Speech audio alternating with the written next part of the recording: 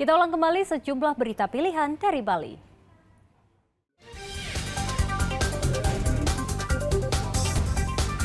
Identitas jenazah perempuan di pinggir jalan Denpasar Gilimanuk, Desa Melaya Jembrana, terungkap.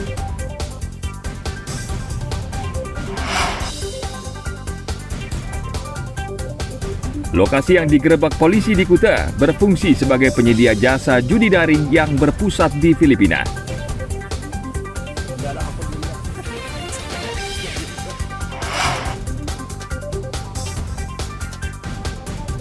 Pariwisata Bali mulai pulih. Kerajinan berbahan bambu di Kerobokan Badung kembali bergairah.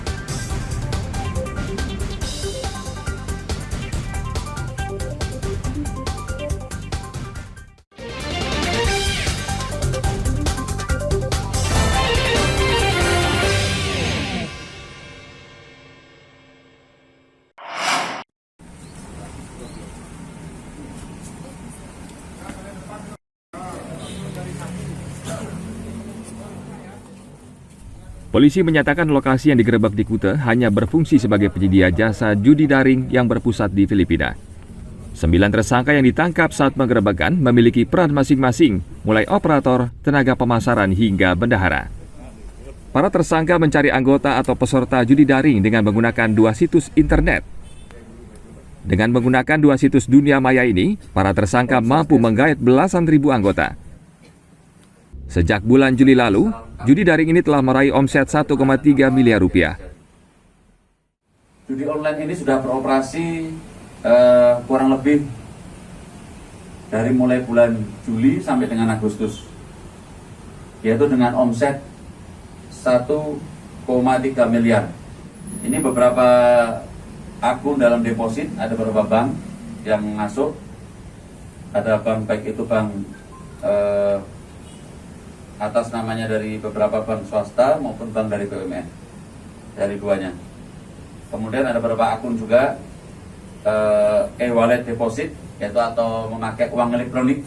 Ada juga akun bank withdrawnya, ada juga sama, baik dari bank swasta maupun BUMN. Nanti akan kami tayangkan di sini. Kemudian akun tabungannya juga ada, termasuk pengalihan dananya. Barang bukti ada di sini semuanya. Modus operandi ini, para pelaku menyediakan jasa judi online melalui website, yaitu www.ptwd4d.com, kemudian www.pt98bet.net.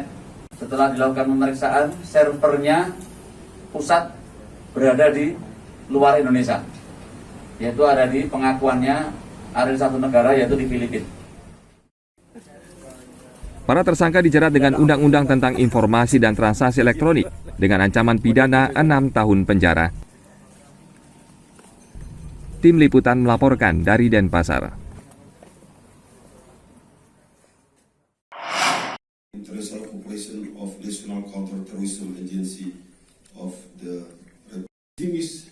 10 negara mengikuti pertemuan regional di Kuta mulai 23 hingga 24 Agustus kemarin.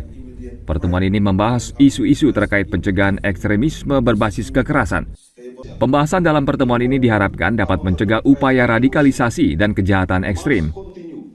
Several important issues pertaining to PCVE with the overall objective of identifying possible approaches and good practices to help develop national strategies and policies, including through development of national action plan on PCVE in line with international standard ASEAN POE PCRVE 2018-2025 and the Bali Work Plan 29-2025. Those issues include, among others, lessons learned from global and regional trends, updates from ASEAN member states on CVE implementation through the Bali Work Plan, the rehabilitation and reintegration of former violent extremist offenders, the challenges associated with returning foreign terrorist fighters and their affiliate, including women and children, into the community's youth perspective.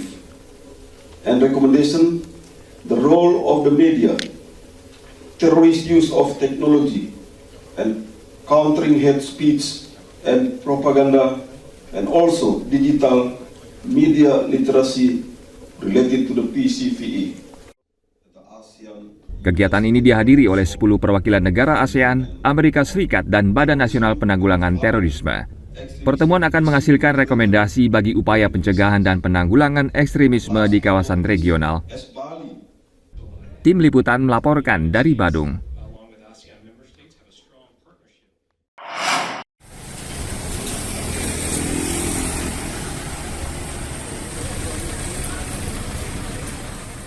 Puluhan warga mendatangi mobil kas keliling Bank Indonesia di Pasar Kerenang, Denpasar pada hari Senin lalu. Warga antusias menukar uang kertas rupiah lama dengan keluaran terbaru melalui mobil layanan kas keliling Bank Indonesia. Meski harus antre di tengah cuaca panas, warga tetap sabar menunggu giliran penukaran. Uang kertas lama yang ditukarkan mulai pecahan 1.000 hingga 100.000 rupiah. Warga yang akan menukarkan uang kertas rupiah baru emisi 2022 sebelumnya harus melakukan registrasi melalui situs Bank Indonesia. 2000-nya 20. Ya. 2000-nya 20. Biar dapat aja ya, kalau baru kan serinya kecil nih Mas ini. Oh, gitu. Jadi buat disimpan aja. Oh, gitu. Nanti disimpan nggak dipakai. Kenang-kenangan. Saya tuh sebenarnya suka uang tuh dari kecil, ngumpulin uang lama gitu, jadinya kayak ada uang baru tuh suka gitu. Berarti ini untuk koleksi Pak ya? Iya. Dalam sehari, pihak Bank Indonesia membatasi kuota pendaftaran hingga 100 orang nasabah. Jumlah uang yang dapat ditukarkan maksimal 1 juta rupiah dan minimal 200.000 rupiah. Di Pasar Kerenang, nah kalau kenapa di pasar, biasanya kan masyarakat itu transaksi kebanyakan di pasar, apalagi di pasar tradisional. Terus kalau untuk teknis penukarannya seperti apa? Boleh manual apa digital Pak? Kalau untuk penukaran kas keliling kita yang hari ini itu penukar itu mendaftar melalui aplikasi Pintar namanya, di https://pintar.bi.go.id. Nanti penukar bisa melakukan pendaftaran di sana. Setelah mendaftar nanti akan mendapatkan bukti penukaran. Nah, bukti penukaran itu nanti yang dibawa ke tempat mereka menukar. Misalnya hari ini di Kerenang, mereka menukar di Kerenang membawa bukti penukaran tersebut. Kantor perwakilan Bank Indonesia membuka kas keliling di sejumlah pasar tradisional mulai dari 22 hingga 26 Agustus. Tim Liputan melaporkan dari Denpasar.